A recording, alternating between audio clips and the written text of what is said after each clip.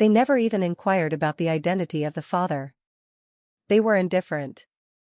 The moment I uttered the word pregnant, my mother recoiled as if I had just unleashed something vile upon her pristine white rug. My father remained silent. He averted his gaze from me. He strolled into the kitchen, filled a glass with his drink, and switched on the news, as if my entire future hadn't just gone up in flames. At the age of 19, I found myself 2 semesters deep into college, standing at the pinnacle of my class, with no trace of defiance in my past.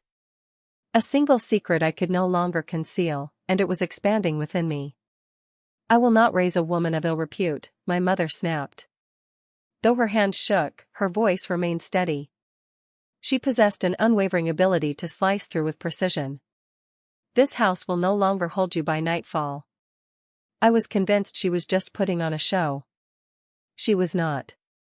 She flung a suitcase onto the floor, its contents a haphazard collection of clothes she had chosen for me. They didn't even allow me to complete folding my own. There was no embrace to mark the departure.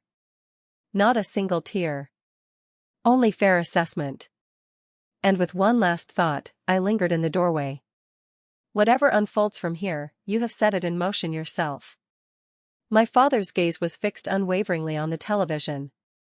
They whispered to the neighbors that I had fled, confided in the pastor about my supposed mental health battles, and informed my cousins that they had exhausted all options, declaring me beyond redemption. In their story, they portrayed themselves as the victims, while I became the cautionary tale. I chose not to resist, for they were unworthy of the truth.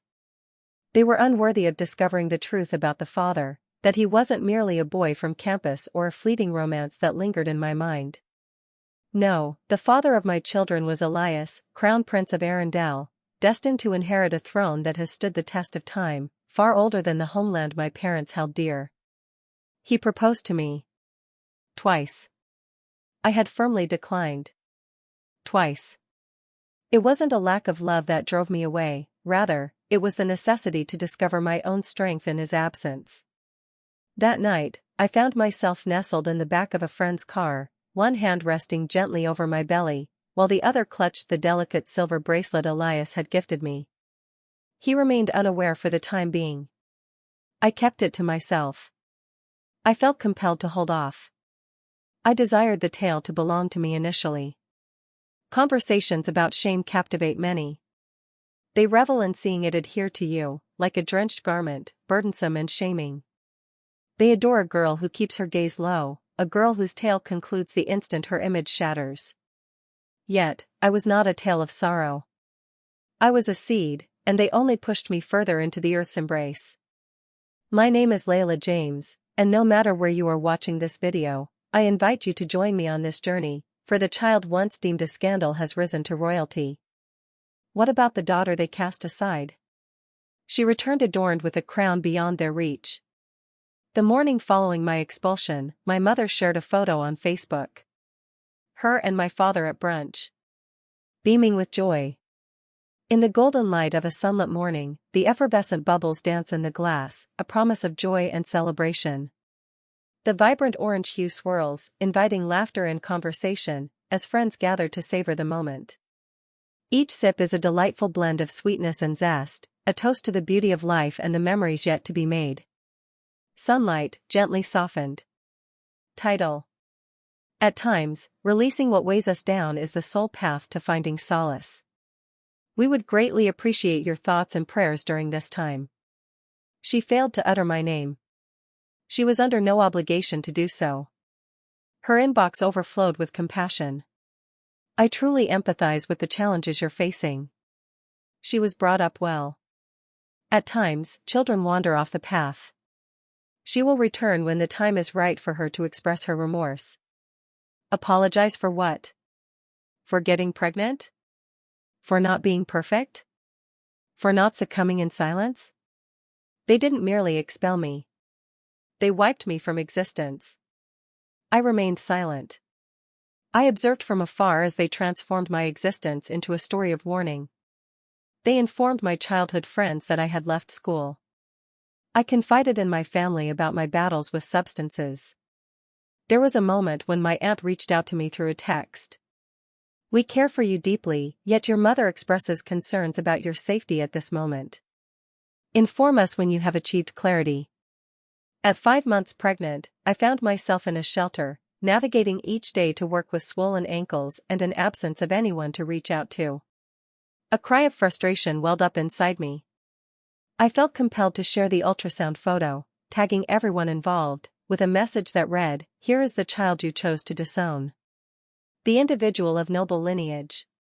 Yet I refrained, for I had no intention of squandering honesty on those ensnared by their own fabrications. Elias volunteered to take on the role. As I finally revealed the truth to him, an extended silence enveloped the moment.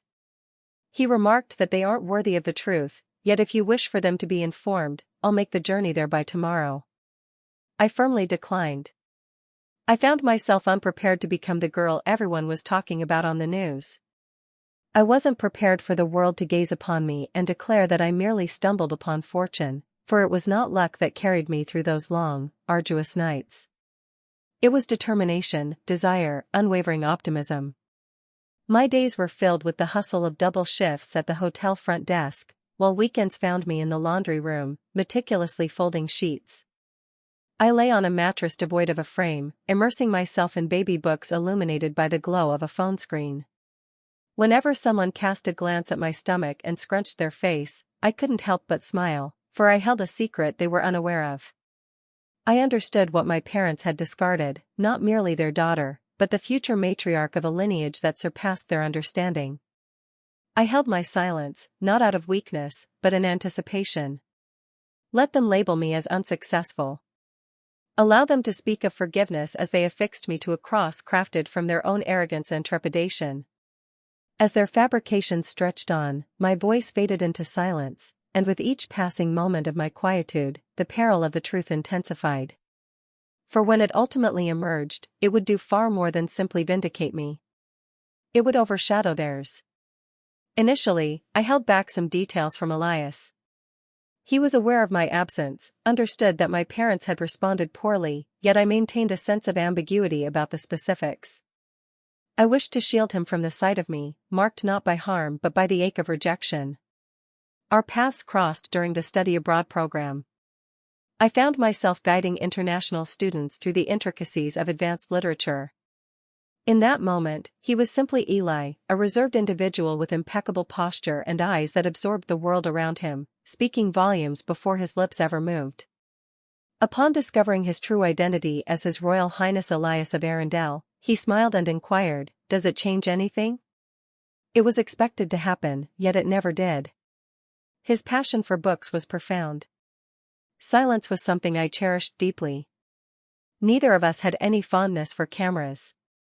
We flowed effortlessly. He never intended to develop feelings for me, and I certainly didn't plan on becoming pregnant, yet here we found ourselves. Upon sharing the news of my impending twins, he was overcome with tears, not from fear, but from a profound sense of wonder. He rested his hands gently on my stomach and murmured, "They'll possess your flame." I nearly urged him to come and save me, to take me back home, to lead me into the palace and reveal to the world that I was not merely a reflection of my family's expectations. Yet, I held back, for I yearned to discover my true self, unencumbered by any title or legacy. Thus, he chose to remain silent about it. He transferred funds on one occasion to cover medical expenses. I returned it. He extended the invitation of a private physician. I declined. "First, I must do this," I declared, "for my own sake." He chose not to engage in a dispute. He simply stated, "When you're ready, I'll be here, waiting." On certain nights, I found myself pondering everything. Did I make a foolish choice by leaving behind a grand palace? Was I inflicting pain upon myself to make a statement to an audience that didn't even exist? Yet, in those moments, a kick would resonate within me, or the sound of 2 heartbeats would fill the air in the sonogram boom, reminding me that I was not alone in this journey. That is no longer the case. My children would come to understand their true essence, not merely as royals or heirs, but as resilient beings, forged from determination rather than lineage. My parents believed they had closed the chapter on my life, Yet I was merely starting to craft the narrative they would never have the privilege to explore. In the stark confines of a public hospital, I brought new life into the world. There were no regal physicians, no opulent cradles, no luxurious fabrics, just me, drenched in sweat and tears, softly uttering their names as I welcomed them into existence. Leora. Renown.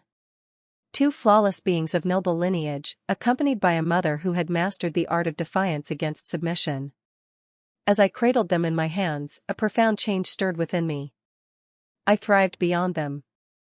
I emerged as an undeniable force, and regardless of whether the world discovered it tomorrow or a decade later, the truth was on its way.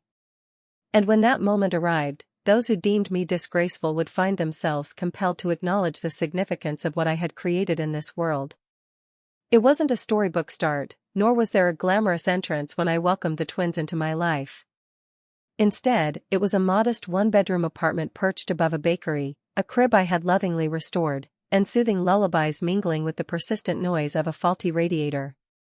It was a struggle, the sort of struggle that goes unnoticed, yet it belonged to me. During the night, I found myself answering phones at a taxi dispatch, while weekends were spent cleaning offices. In the quiet moments between feedings, I crafted and sold handmade baby wraps on Etsy. As the twins drifted into their slumber, I immersed myself in the realms of business, branding, and supply chains. I learned on my own the skills that others believed would never be necessary, mastering the art of creating something that could never be lost. I was determined that their legacy would not begin with hardship, and gradually, the hardship began to transform. One sale blossomed into 10, and from 10, it flourished into 100. Elias observed the entire scene from a distance. He chose to remain uninvolved. He stood by me as I requested, with a quiet strength, a respectful demeanor, and unwavering faith. As the first birthday of the babies approached, he reached out to share some news. The palace stands prepared, and I too am poised for what lies ahead. The council reaches a consensus, recognition is essential. I found myself frozen, a dish towel clutched tightly in my hand, grappling with the very act of breathing.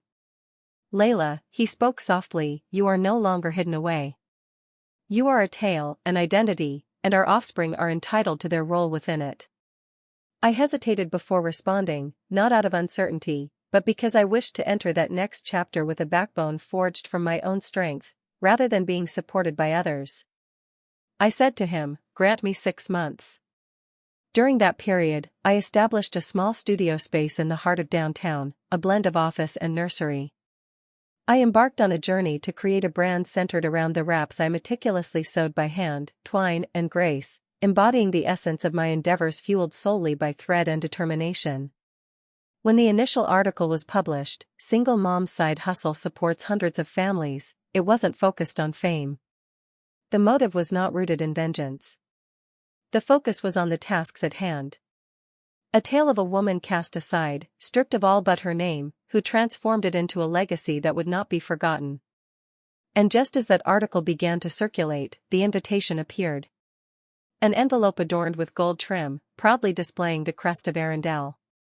Bound and official. There has been no public announcement thus far, this is merely the initial step in the unfolding story. A formal gathering for the dissemination of information. At last, the identity of the twins would be unveiled to the world. The essence of my being. Not as a girl who erred, but as the woman to whom the future yielded. Memories of my parents flooded my mind, their actions echoing with shame, their abandonment leaving a mark, their deceit woven into the fabric of their pride. And a smile graced my lips. For soon, the truth would emerge, leaving no room for deception. Before long, the truth they sought to conceal would be revealed to all. Not a single word would need to escape my lips. The gathering of journalists took place in the serene east garden of the palace. Rows of cameras adorned the polished marble pathway. Sentinels remained motionless, resembling statues in their unwavering stance. Whispers floated through the air, rumors danced in the shadows, and tabloid guesses swirled like autumn leaves caught in a breeze. Uncertainty hung in the air, as anticipation built among the crowd. It was only when I took that step into the unknown. Clad in a deep blue dress, I stepped into the scene, the fabric flowing around me like a gentle wave, capturing the essence of the moment. Unassuming. Not seeking the spotlight. Simply refined. Gentle. Unwavering. Leora stood beside me, her grip on my hand tight and reassuring.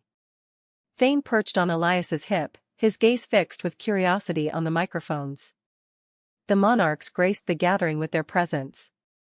Neither rigid nor cautious, but rather invitingly warm. Inviting. By the moment the press release was crafted, they had already become acquainted with me. Not in a way that stirs controversy. Yet, as a family. The Queen grasped my hand a fortnight ago and declared, "You safeguarded them before we even realized they were among us. There's no reason to feel embarrassed about that. That is truly majestic." And now, the world stood on the brink of revelation. Elias took a moment to gather himself, moved closer, and offered a warm smile. "Today, we unveil the dawn of a new era for Arendelle. The little ones we cherish. Our story unfolds with the essence of family. The illustrious Crown Princess Leora James of Arendelle. The illustrious Crown Prince Thane James hails from the majestic realm of Arendelle. And the woman whose unwavering power ushered them into existence, Layla James." A moment of disbelief hung in the air. Suddenly, brilliant flashes erupted. The reporters inhaled sharply. A handful of inquiries echoed through the air, yet their significance was lost in the moment. The tale had already been crafted. They possessed an air of majesty. And I held the title of the mother of heirs. In less than an hour, the moment captured the attention of countless viewers, spreading like wildfire across the digital landscape. Footage aired across all news channels. Old photos of me have come back to light.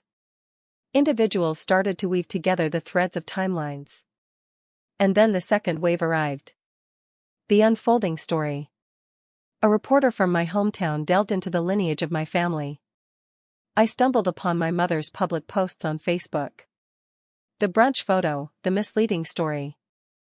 A confidential informant revealed the deception of my parents. The way they showed me the door. Concealed it.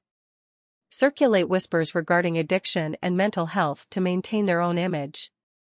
The news caught the attention of their neighbors. Their church became aware of the press release. In an unexpected turn of events, the individuals they sought to captivate posed a singular question that hung in the air. Could it be true? They attempted to weave their story. Attempted to claim that I was the one who severed ties initially. Yet, when the entire world bears witness, truth stands unguarded, needing no justification. An email arrived from one of my aunts. "I deeply apologize. I placed my trust in them. I ought not to have. Your presence exudes strength." Silence enveloped my response. I was not required to. What stands out the most? I refrained from uttering any negative remarks about them. I refrained from uttering their names. They never amended their tales with fury.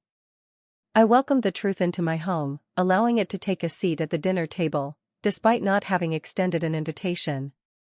And it resonated more profoundly than I ever could express. They attempted to entomb me in disgrace. Yet, in that moment, the world seemed to yield. Not to a controversy. For my perspective. Our paths crossed once more at a charity gala, a moment steeped in nostalgia. Not due to an invitation. They were not. They made their presence known. Unexpected. Unexpectedly present. Unchanged.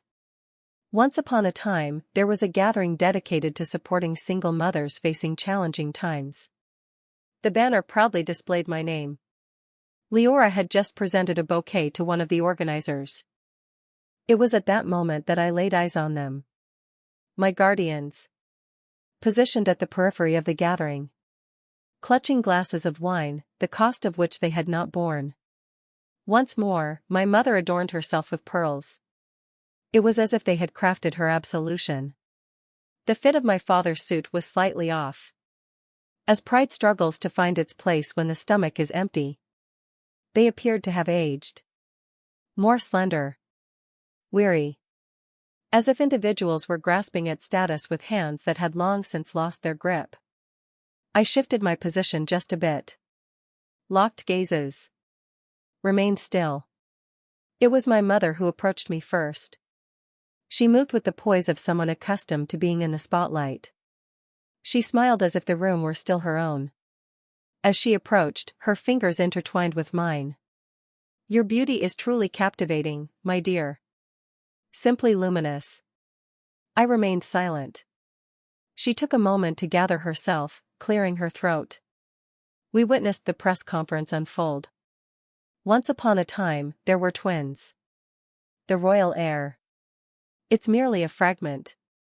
She paused, searching for the perfect word. Dreamlike. My father lingered close, his hands clasped behind him, reminiscent of a chastised student. My mother remarked that we had no knowledge of Layla. We believed you had vanished. Your anger was palpable. You severed our connection. At last, I found my voice. You cast me aside. She blinked, as if the words she had practiced had suddenly slipped away. And you proclaimed to the world that I had fled, I added. You deceived everyone. You informed them of my instability. Her voice softened. Fear gripped us. It is essential to grasp this concept. No, I declared. I truly do not. Once more, she extended her hand towards me. I drew her closer. We've lost everything, she murmured softly. Once upon a time, there stood a house. The Enterprise. Companions. Her voice trembled. Our desire is to reconnect and weave ourselves back into the fabric of your life. Of their journeys. Her thoughts were directed towards Leora and Thane. My little ones. The ones she never inquired about. The ones she would have allowed to believe their mother was of no value. My gaze fell upon her. Then I turned to my father, who remained silent. And a smile crept across my face. Not from a place of malice. Yet, in that moment, clarity washed over me. They had not arrived seeking affection. They had arrived seeking closeness to influence. And I would ensure they never got close enough to take it from me. I pivoted to face the photographer, capturing a moment with a woman from the shelter where I had once found refuge. The shutter snapped. Time slipped away. As I turned to leave, my heels whispered against the marble floor, while my heart thundered in my chest. That night, tears did not fall. I remained calm. I settled next to my children as they drifted into slumber, softly sharing the one thing that was never given to me by my own parents. You are more than the labels the world assigns to you. Your essence is shaped by your origins. The letter was sent, driven by the necessity to put pen to paper. Not for them, but for my own sake. It was a brief moment. Only a single page. No dramatic punctuation. No furious swirls of ink. Finally, I expressed the thoughts I had held on to for years, in the most straightforward manner possible. You felt a deep sense of shame for what I bore. Yet, in this moment, the world bestows upon them the title of royalty. And they refer to me as Mom. It began with that line. I failed to bring up the way they expelled me. There was no need to revisit the frigid farewell or the way my father fixated on the television rather than acknowledging my presence. I chose not to remind them of what my mother used to say. This situation is a result of your own actions. Memories lingered in their minds. They believed that with the passage of time, I would let go of the memories. Yet, time crafted something even more remarkable. It bestowed upon me strength. And it illuminated my understanding. I concluded the letter with, you opted for distance when love was most essential. Now I'm selecting distance, not out of animosity, but for tranquility. Several doors shut softly. This is one of those moments. I closed the envelope with a definitive motion. There is no return address provided. I entrusted it to my assistant, providing clear directions to send it via a third party. Not due to any desire to conceal myself. Because I had reached my limit. I observed her as she stepped out, clutching it tightly. In that moment, I ripped my personal copy to shreds and let the fragments dance into the flames of the fireplace. There was no necessity for me to maintain a record. Their actions would echo through time, etched in memory forever. Yet, I refused to allow it to define me any longer. 7 days passed, and a regal portrait was captured. Elias, Leora, Thane, and I. This marks the beginning of our journey together as a family, captured in a single frame. I found myself standing alongside them. With my head held high and shoulders squared, I embrace a presence that is anything but small or subdued. The headline from a prominent news source proclaimed, "From exile to empire, Layla James, the understated ascent of a regal matriarch." My parents never made contact again.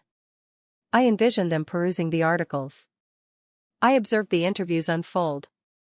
Perhaps you caught a glimpse of me on television, positioned behind Elias at a state dinner, attentively listening as he unveiled his policy on education reform.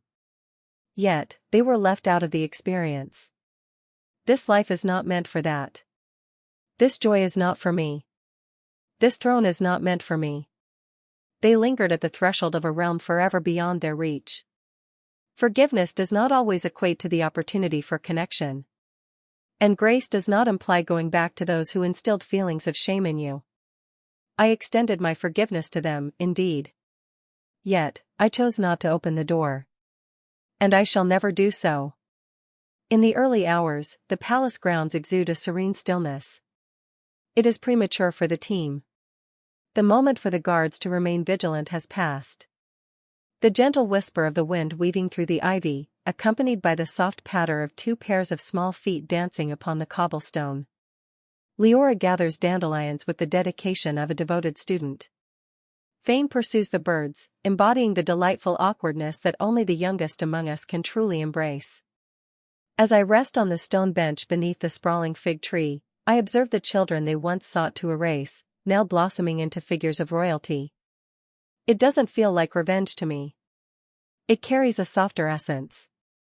It carries more weight, as well. Tranquility. Not the kind that arises from being lost in memory. Yet, it is the kind that arises from the absence of the need to recall. Occasionally, team members inquire whether I would prefer security to restrict press access on days such as this. I consistently decline. Allow them to witness. Allow the world to witness this serene wonder. The girl they cast aside. Elevating a crown that shines not with gold, but with determination. Within the grand palace, there exists a chamber crafted solely for my presence. It is not a royal chamber. This is not a place of work. A detailed examination. Bookshelves rise majestically from the floor to the ceiling. A desk for writing. A portal that reveals the dawn's embrace in the eastern horizon. At times, I find myself spending my nights there, lost in the act of journaling. Not about the past, that chapter is closed, but about the future. Regarding what I hope my children will carry forward, beyond property and reputation and heritage. I desire for them to embrace truth as their legacy. To understand that true strength often speaks softly. Being selected by another will never hold greater significance than the act of selecting yourself. Sometimes, the family you truly need is the one you create for yourself, rather than the one you come from. And that nobility transcends mere bloodlines. It's a testament to the strength you embody, even in the face of doubt from others. Leora exclaims, "Mama, look." She raises a lopsided flower crown high, its imperfections telling a story of its own. Thane twirls with delight, his arms outstretched like wings, laughter echoing as he dashes in joyful circles. I stand up from the bench and make my way toward them. Not a ruler. This is not a story meant to warn you. A mother who achieved the unimaginable. As I lower myself, placing the crown gently upon Leora's curls and pressing a kiss to her forehead, my thoughts begin to swirl. They knelt before the sovereign. Yet, what of the crown? It originated from within me.